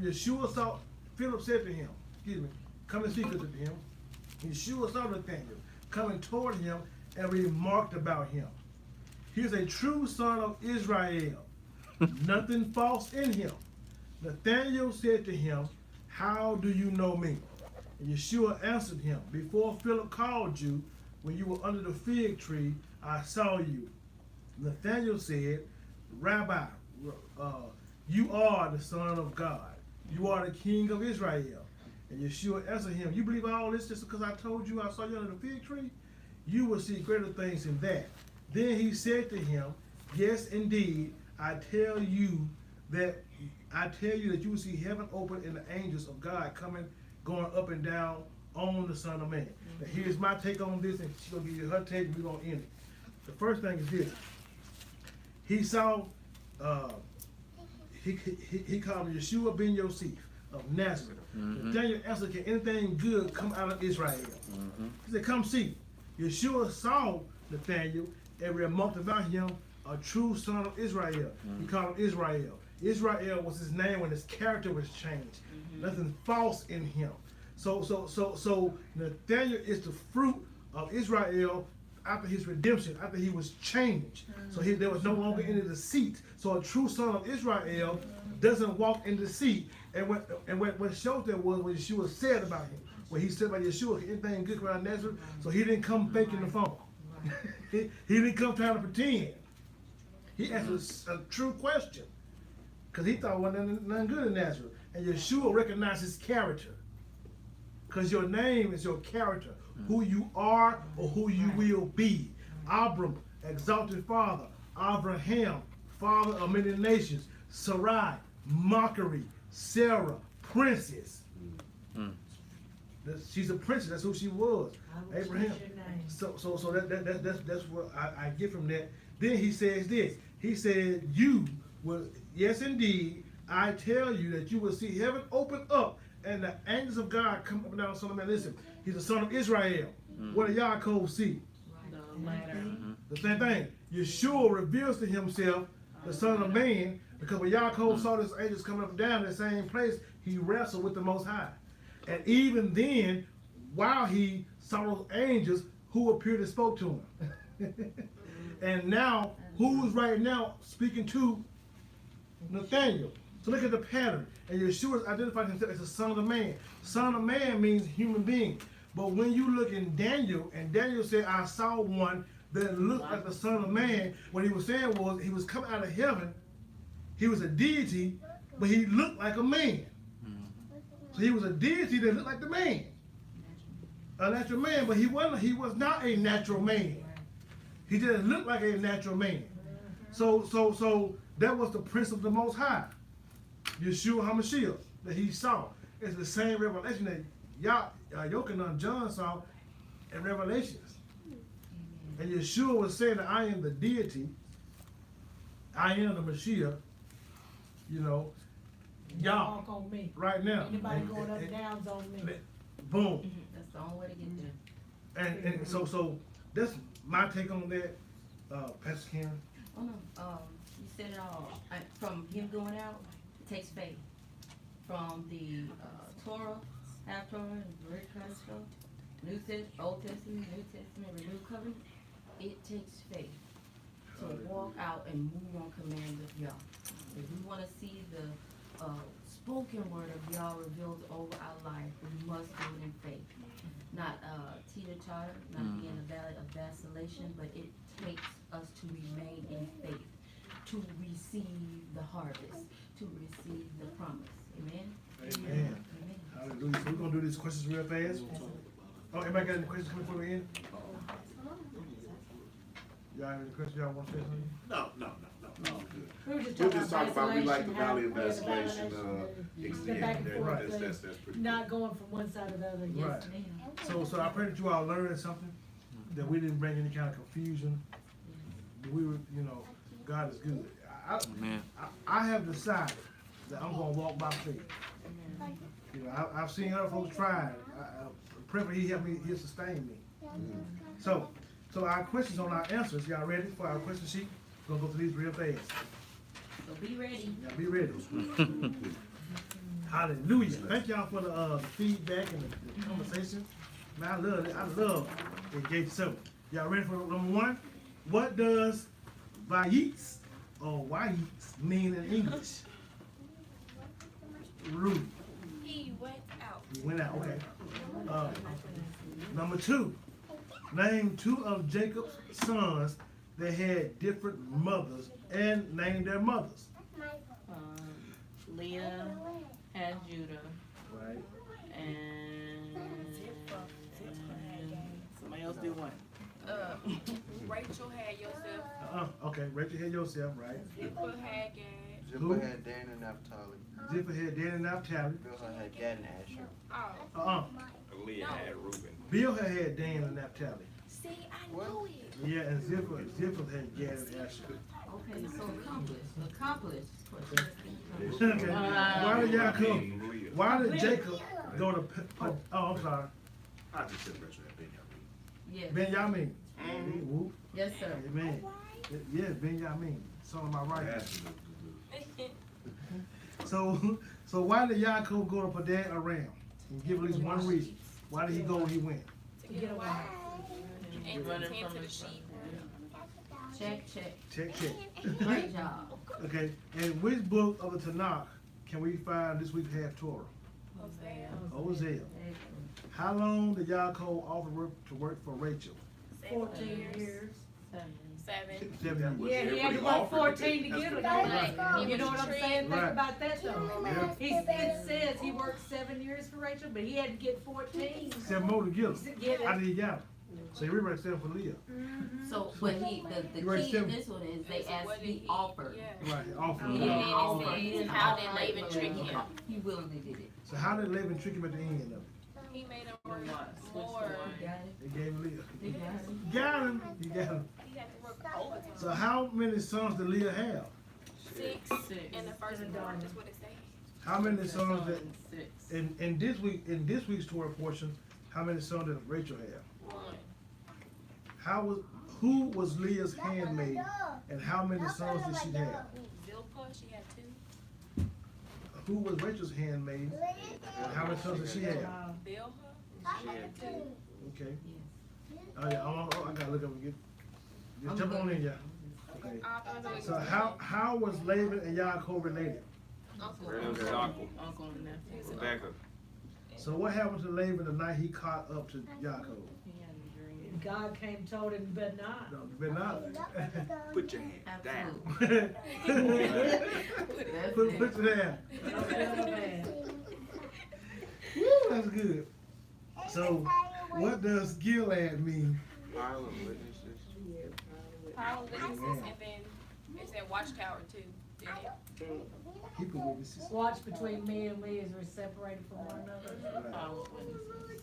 So how did Laban? Oh, okay, go. So how did Laban accuse Yaakov of stealing? What did he accuse him The of stealing? idols. Idols. Household idols. Right. Who stole them? Rachel. How long did Jacob work for Laban? 20 years. 20 years. 20 years. 20. 20. What did Yaakov name the place where he saw the angels climbing up and down on the ladder? Bethel. Bethel and Mikvah, House of whatever that was. Amen. What kind of animals did Yaakov request as payment from Laban? Brown sheep, speckled or spotted goat, and their offsprings. There it is. Will. Excellent. No, I use the Bible. Bonus question. What's the bonus question? The bonus question for you today. Today's bonus question is, what name does Elohim use repeatedly in the half Torah to refer to the Israelites? Ephraim. Ephraim. There it is. So we're done. So Father, thank you. We just glorify you. Praise your name for this Torah portion, y'all. Y'all, we thank you for all the great responses, the insight that everybody here was able to hear today. So we just pray, Father, that you would just help us to apply this to our everyday life, to live by this, to take heed to your word, to learn to trust in you, to be submissive to your will, to watch our own behavior patterns, to really do your will, Father. We thank you for the nuggets that you've given to us today, and we just praise you for that. Thank you for, as we continue to get ready to transition into worship, that you bless us through Pastor German, just give us a word that will change our lives, God, just help us to grow in you, continue to walk in our faith. So we praise you, and we just magnify you in Yeshua's name.